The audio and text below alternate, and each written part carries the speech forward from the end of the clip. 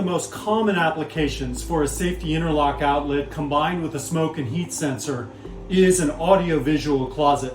So here we can see we have a 19-inch rack that's full of electrical equipment. If this were to catch fire, it's in a confined space and it would very quickly engulf the home or the business where it's located.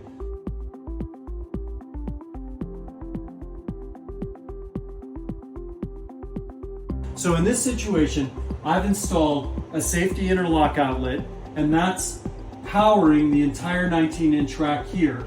The smoke and heat sensor is routed up through this channel and is mounted on the ceiling. I like to use this product from Legrand called CordMate. It's available on Amazon or at Home Depot, and it kind of makes the installation look a little bit neater. But here's a situation where now this entire space is protected. If the temperature reaches 129 degrees, or if there's any smoke whatsoever from any of this equipment, all the power to this entire rack is going to be immediately shut off. So it's a situation where we can really mitigate the risk of fire in an audiovisual closet like this one.